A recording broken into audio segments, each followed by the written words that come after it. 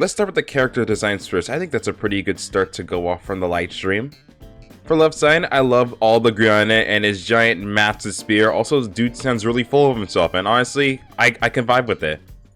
For Marine Malice, she really reminds you of John, which is a good thing, by the way. I love the giant metal spike on her right shoulder, and she seems to be type of the, like, redeem me for my sins type of character, and I always love those type of characters. For Kiora Yuihara, the biggest thing that stood out to me was that she's voiced by Jen Yokobori, aka Diesel from DK, and Yorimiya from Genshin Impact. Very good stuff. Her right hair really thought she was going to be Dragon for me, which I'm surprised that she was ruined, but I'm honestly not opposed to it. I love the little blue flames and like the blue tattoos on her. Very, very good stuff. For Galen, he does look really mysterious. He's got like the little like kung fu type of like stitching on like his coat, which is pretty cool. I think maybe he's Dragon because of like the orange like little strips on his hair, but honestly, I'm down for it. He looks pretty alright. For Dial, I love the little combination between red and like the blue stuff all over his skin. I'm a little unsure about having a non-voice leader throughout the story. Maybe he's gonna have like internal monologue or something. But what he is, he's alright. I think he's definitely the weakest in terms of like characterization though. I think for Esperanza, she did come across as Rune because of like the little gas mask, but I think now that we see like the staff and stuff, she does definitely look really cool with like the yellow and white. I definitely do like the purple hair with it, and honestly, she looks really interesting.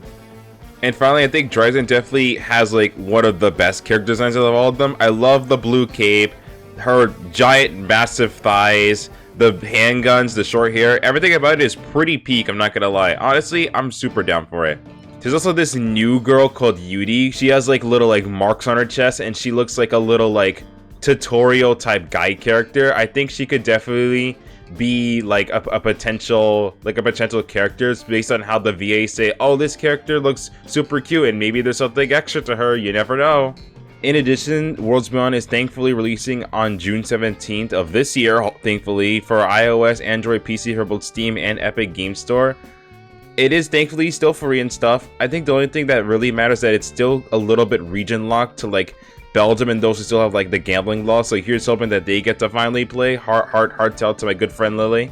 Also, rip to fishing, moduling, and Dragalia lost minigames. I will definitely say if they did stay in the game would have probably never have come out.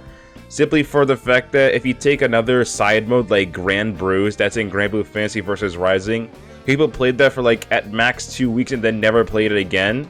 So it's kind of like they were just there just to kind of have fun, but I think the main reason you were to log into the game was to play the game, but that's just me. They also redefined super evolution points to where you start with 2 EP and 2 SEPs for both players. For now, both players now start with 2 EP and 2 SEP, and SEP is designated by which turn it is. I think that's definitely a lot more balance change, and they made going second a lot better, which I'll talk about in just a second. So basically how super evolution works is that now every follower can now super evolve. They gain 3 stats, and they basically can't take damage, and they could rush into stuff, which is honestly, it seems kind of like a lot, but since you're limited to just 2, I think that's definitely overall balance. And every time that they destroy a follower, that follower then does 1 damage to its corresponding leader, which honestly that does sound pretty funny, I'm not gonna lie.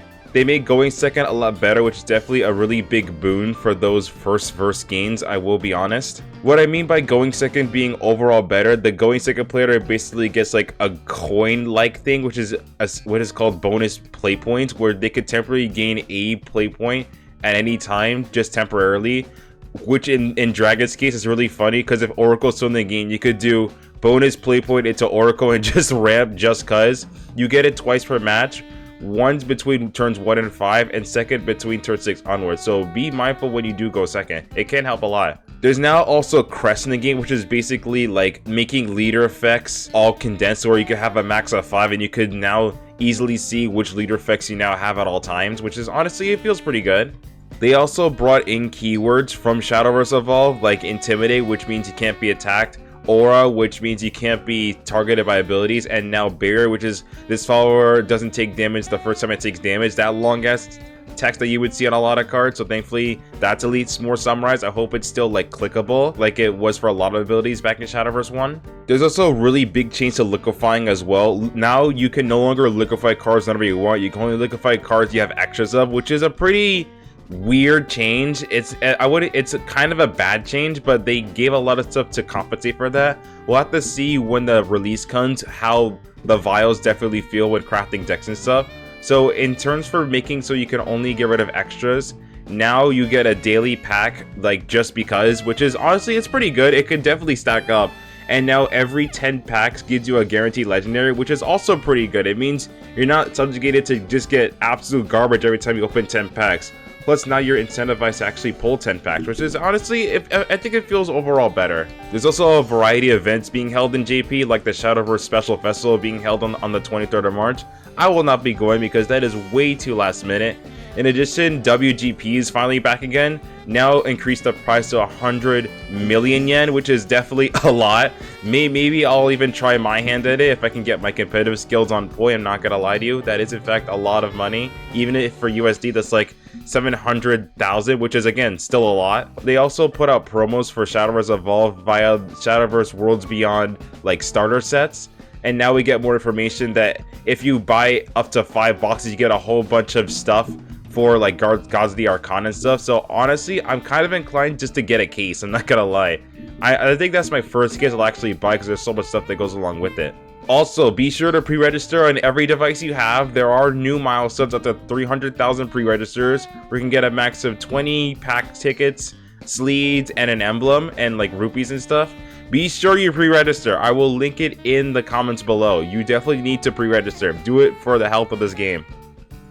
But overall, I'm definitely pretty excited for Worlds Beyond. I think waiting till June is definitely going to be a bit, because now we're stuck with throwback rotation for another 3 months. But I am definitely excited, especially for Evolve as well, so I can get like more stuff to work with and more of an incentive to buy packs and stuff. I'm definitely going to play more of Shadowverse as well, because you know I am a Shadowverse content creator for a reason. Be sure you join the Discord, you watch my Twitch, and sub now. And bye.